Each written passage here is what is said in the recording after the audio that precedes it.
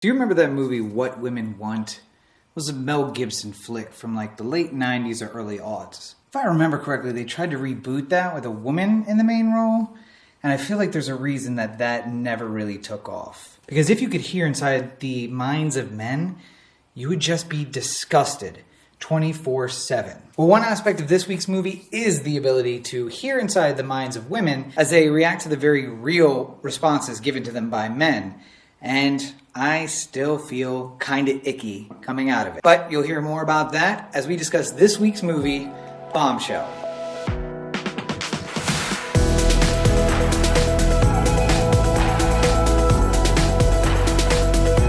If you're sitting there and you're asking yourself, wait a second, how is Rob doing a review of Bombshell? There's no way he saw it. Well, I ran out and saw it the very first weekend, and I didn't realize when I was watching it that it's really only available in LA and New York right now. Apparently it's going to open on Christmas everywhere else. Went out and saw it at the ArcLight Theater in Hollywood, the Cinerama Dome, although it wasn't actually in the dome, it was at one of the other theaters. It's one of those things that you get spoiled with by living in LA, that you see that a movie's out and you can go see it, and then you realize you saw it a week or two or four before anyone else in the country or the world could even get a chance to see it. And I am glad that I was able to see it early on and not have it be spoiled by someone else. There's a lot of my friends who just love to go to movies and just talk about them. Now, of course, like every episode, you're going to get a spoiler alert before we get into the depths of the movie that might ruin it for you. I think we can talk about a lot of this movie right up top without giving anything away. Let's start off with the pleasantries first. Bombshell was written by Charles Randolph. It was directed by Jay Roach.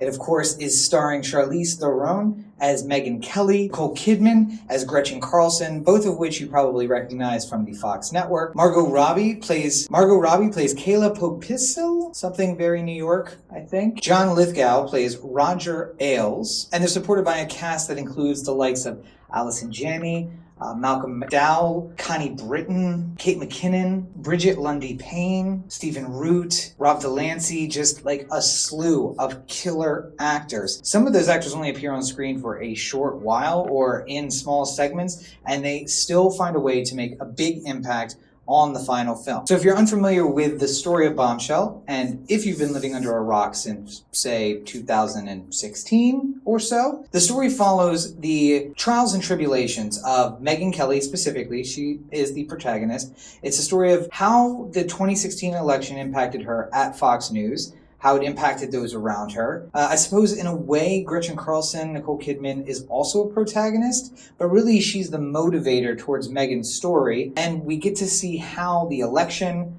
and then the presidency and all of the fallout really impacted Megyn. Now, if you're unfamiliar with Megyn's story, she started out as a DC correspondent. I think she eventually got the DC desk, and then came up and was given a primetime show on Fox News in New York. And the New York desk is, of course, the place to be if you're Fox News. Everyone who loves politics loves to be in DC, so you can be with the movers and shakers. But if you want that really, really great time slot, you're going to have to be in New York. The movie opens with a description of how basically all of the conservative news and conservative thinkers in the entire country exist in a single building in New York City. And I'll say that was eye-opening for me. I did not even realize that. It's the kind of thing where you're like, yeah, I know those things are related, and radio, newspapers, the TV news, online, and like online and print, as well as other print sources. They're all conservative, they all kind of have the same line, but then you figure out, well,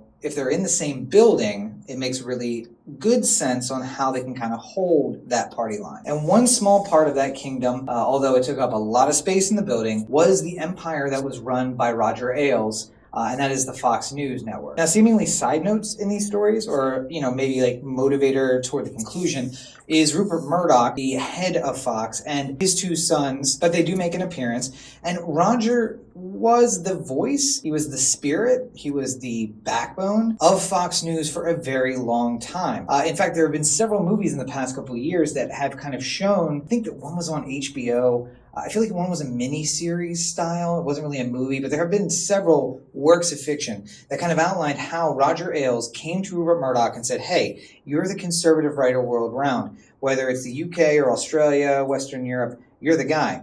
But you haven't broken in America. And we're ready for that kind of thing. George W. Bush is on his way up, and we need you to bring the conservative voice. And Rupert Murdoch, who is a billionaire and a news magnate, made an investment big time in conservative news and politics in the United States. He bought newspapers and magazines and radio and local television stations. Then eventually, under the tutelage, I'm going to see it that way, of Roger Ailes, started a 24-hour news network to compete with the likes of CNN and MSNBC. And it was into that environment that Megyn Kelly kind of made her way up through the DC desk and then on to New York. And then had her own primetime show. She became kind of a star during the 2016 election, first for standing up against Trump as he kind of made his way through the field in that election, for asking some really tough questions at the Fox moderated debate. Not necessarily backing off, but certainly softening a little bit on Trump as he became the candidate for the Republican Party and then the President of the United States. And if you don't know the news story, I don't know if it's a spoiler or not. Again, you really have to have just checked out a lot over the past couple of years not to know that Megyn eventually went on to NBC, where I think she was on the Good Morning America for a while. She had an evening show for a while before ending up back at Fox News, where she is currently. And if that sounds to you like a really, really boring movie, if you're saying to yourself, I don't like politics, I don't watch the news, I really hate Fox News, some of you may be thinking that, this really doesn't sound like it's something for me, I will tell you, you're absolutely wrong. I think that there is something in this movie for everyone, whether it's just the dynamic performances of Margot Robbie and Charlize Theron and Nicole Kidman, supported by that fantastic other cast, and the otherworldly performance of John Lithgow as Roger Ailes. I had the experience that I so love to have. I talked about it a little bit in a beautiful Day in the Neighborhood review, where I was thinking as I was about to exit the theater in that movie that I need to go look up some pictures of Fred Rogers. Right now, all I can picture is Tom Hanks as Fred Rogers. And then right at the end, they showed like a splash, a little bit of video and some photos of Fred Rogers. And I was like, that's right. That's what he looks like. I did have to look up Roger Ailes after I left the movie theater seeing Bombshell, because John Lithgow became, in my mind, Roger Ailes. I could not picture the real man. All I could picture was John Lithgow performing him. And that is such a high compliment. I think that's one of the highest compliments you can give an actor, that in the mind of somebody who is educated on the topic, I know who Roger Ailes is. I followed that story. I saw when the guy making the news became the news. For me to lose myself in a character so completely that I lost track of what was real and what was not, and what does the real man look like, I mean it as a huge compliment, and I think it is the highest one that you can give. I do want to take, of course, some time to talk about spoilers. There's a little bit more I want to discuss about the whole movie, so make sure you stick around until the end. Just jump down to the end of the spoiler section and we can talk about the last little bits of the movie. But we've reached a point, we're at the end of the story, we're into the second act, so let's take a little break. And if you don't want to hear the spoilers, you need to move on through now, because all the spoilers are coming at you right now. So here's the thing. Either I am 100% off base, or the marketing materials they are using for this movie are not the final cut. I said today, and I believe it wholeheartedly, that the trailer that I watched, either on TV or it might have been like a commercial for it that wasn't really a trailer, that Charlize Theron might have been doing a dress rehearsal where she was in less makeup and a dress, but not the one she would wear in the final scene. And she runs her lines and it looks just like the movie. It sounds just like the movie. However, there are a lot of subtle differences. Charlize Theron, my comments about John Lithgow aside, she embodies Megyn Kelly in a way that astounds me. Now, I never got so lost that I knew that it wasn't Megyn Kelly. And I think the difference is John Lithgow is on screen as Roger Ailes far less than our focus is on Megyn. I know what Megyn looks like. I watched the show just to, anger myself a lot. I saw her when she switched over to NBC because I really wanted to support her coming to this, the side of the light, even though it didn't last very long. I think if she had been on as much or less than John Lithgow, I would have forgotten that was not Megyn Kelly, that was in fact Charlize Theron. Whatever makeup they used, whatever lighting and hair and the dressing that she had, she embodied a real person so much, it blew me away. When she appeared for the first time on camera, I leaned over to Roxy, who was there at the movie with me, and I said, I can't see Charlize Theron. Now, it might have been the several drinks that I had. Could be that. We went on a Sunday night. We were enjoying a very nice, relaxing weekend. I don't think that it's that. I think that it genuinely was that I got lost in the character, she got lost in the character, and she portrayed it so well. One thing that I was struggling with throughout the movie is, who is Kayla Popesky? I don't understand this. And, Kate McKinnon's character is a lesbian. She's working at Fox News, which I can't even imagine what that must be like if it's based on a real person. I don't think it is. But Kayla's character, I kept struggling to be like, I don't remember this at all. I don't remember this coming out about the story. Upon further research, Kayla is a amalgamation of a bunch of different women who kind of went through the same thing. I will say that upon finding that, I can see the inconsistencies in the character. They had someone who they wanted to be kind of evangelical, but at the same time, have this ongoing relationship with a woman at work, and at the same time put herself into some maybe bad positions, but at the same time be street smart and wise, but seem really dumb at points. And I feel like that there was a little bit of not a lot of clarity on what she was and who she was. Now, in the end, she served the purpose that she needed to serve. That, Megyn and Gretchen had all gone through their things way earlier, and we needed to see it happening in real time. That's what Kayla is. It's happening to Kayla. Roger Ailes is harassing her while we're going through the movie, and now we can get an idea of what Megyn and Gretchen went through. I also want to say that there are several background characters that may have actually played themselves. I didn't stick around. Roxy's not huge on staying through the credits, so we had to take off kind of right after the movie ended. So I didn't get to see if, some of those Fox News folks were actually played by themselves. If not, the guy who plays Geraldo Rivera, oh my. Yeah, I couldn't tell. I really thought it was Geraldo. But as Corey Baker, the other half of the Anthem podcast, pointed out, if you slapped a mustache and that, wig-ish hairdo on me with some glasses and an ill-fitting suit, I would look like Geraldo Rivera too. So maybe that's not as hard as some of the other characters. But Greta Van Susteren was there, and I'm pretty sure it was Greta Van Susteren, or I don't remember what Greta Van Susteren looks like. The guys who, so they also did this interesting thing where they interspersed real footage with the actor. So Gretchen Carlson was infamously on Fox and Friends, the morning show. They basically edited out the real Gretchen Carlson and put in Nicole Kidman playing Gretchen Carlson between the two guys who really are on that show. I thought that was just amazing. I was struggling to follow things just because it was kind of blowing my mind a little bit. And just past week, we talked about Midway and how 3D effects and being able to computer generate things is changing the way we're doing it. This is absolutely going to change the way that we do biopics, that we tell these kind of stories. The ability to say, I'm going to tell a real story about a real person that's happened now, and I'm going to edit out the real person and put the actor just saying the things that person said. I think it just changes completely the way that we see movie making being done. And again, I don't know if this is a spoiler, because again, if you watch the news at all, you know all of this stuff. But seeing, the fall coming, and that, you see it, but Roger doesn't, he thinks he's going to survive.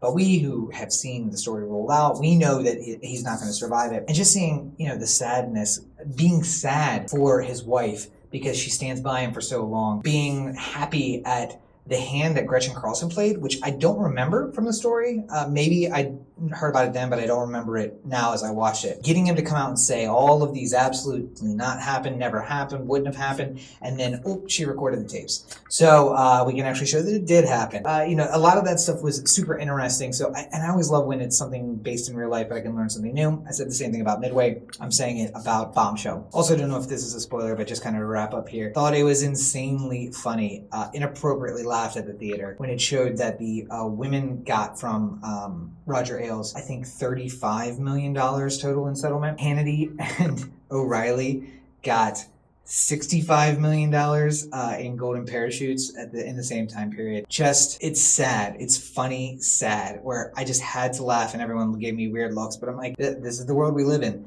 The harassers do better. The two harassers do better than all of the field of women who are harassed. It's sad but true, unfortunately. So I think that's enough for spoilers. Like I said, the big thing is just the actual portrayals, and it's not knowing what I was going into necessarily. But the story is, kind of public, so people should know. But anyway, let's bring everyone back in so we can wrap up the episode. So spoilers are done and everybody's coming back right now. So we had a conversation at work about Bombshell, and someone asked me, who is this movie for? I truly think that this movie is just for anyone. You don't have to be hugely into politics. It's not really that political. You don't have to be super knowledgeable about what happened. They do a really great job of kind of hitting all of the nascent points that you need to know to be in the story. I think you have to be interested in those things. This is not a movie for my parents. My dad watches Fox News religiously, And when Megyn Kelly left, she was a traitor, and when she came back, prodigal son has returned, prodigal daughter, I guess. I find with anyone who only watches Fox News, they have such a skewed view of the world that they just cannot put together all the pieces. Like, all the pieces are on the table, but they're choosing to just take these certain ones and make a smaller version of the puzzle, then grabbing all of the pieces and seeing what the full thing looks like. And that, unfortunately, is my dad. It's not for him, clearly. However, it may be for almost anyone else. If you like strong female characters, this is going to be for you. If you like political stuff, this is going to be for you. If you like movies that are kind of about uncovering a mystery and you don't know what happened, this might be for you. Even if you do know what happened, some of the points, were just missed. The news cycle being what it is since 2016. Some of them were in and out and you may not even know. If nothing else, if you like a good performance, if you like walking out of the movies and feeling good about everything, other than maybe how it ended up for everyone in the long run, there is no happy ending here, I think you're going to like this movie. The performances were fantastic. Just going down memory lane about all of the things that happened really put me in the right mindset. And at an hour 45, 47, you can't beat the time run either. When I was looking at what to see, it was Ford versus Ferrari at 2.5 or Bombshell at an hour 40. I'll take an hour 40 anytime over a longer movie, but also I think the subject matter really just rings true. And I'm not the guy who's going to say, hey, cis white men are not to blame for anything because I'm a cis white guy and I didn't do anything. I like that I come out of that movie feeling slightly guilty and feeling like I need to do more to call people out, to address it, to see it when it's happening. Because there were people who could have been allies and who weren't. And I think that is really the most overwhelming message of the story. Let's tell you what happened, but let's also say where everything failed. No matter what, I think you will find something to like about this movie. If nothing else, just go see it to see Charlize Theron in the most amazing performance we've seen in a long time. I'm talking monster style, where I couldn't recognize her as Monster. I cannot recognize her as Megyn Kelly. Same deal. But definitely a thumbs up, definitely worth your hour and 40 minutes, and definitely worth your $17, $18 to go see. When it comes to theaters, on the 25th, make sure you go check out Bombshell as soon as you can.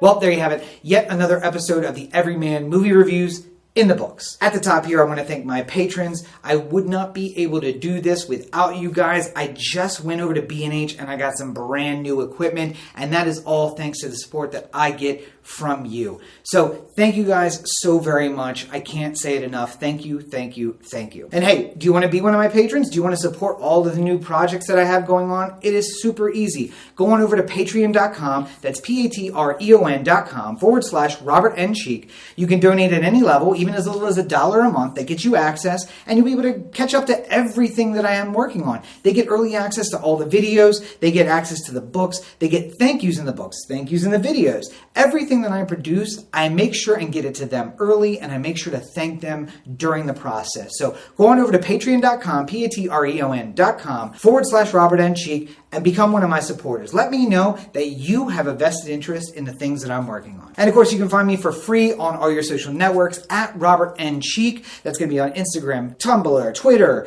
Snapchat, over on TikTok, where I got some new videos coming. My new favorite thing is to make memes with my nephew. You are not going to want to miss that. So at Robert N. Cheek on all your social networks. And of course, make sure you're checking out robertncheek.com. That's where you're always going to find the latest updates to what's going on, what projects I'm working on, and what I have cooking that maybe nobody else knows about. You can sign up for the email list there, and of course, directions to Patreon, directions to Oh the Anthem, directions to everything that I have going on. That'll all be located right there. Finally, you're probably watching this video on YouTube at youtube.com/Rob Cheek, but don't forget it's also available in podcast form over at anchor.fm/Everyman Movie Reviews. Now, at that link, you'll be able to find any of your sources of podcasts, where it's on Apple or Google or Pocket Cast or Dogcatcher, Stitcher, everywhere. Just go to anchor.fm/Everyman Movie Reviews and you'll be able to find your link so you can have it on your podcatcher of choice. And of course, the shows are very similar, but there are a few very key differences. So if you do want to check out the podcast,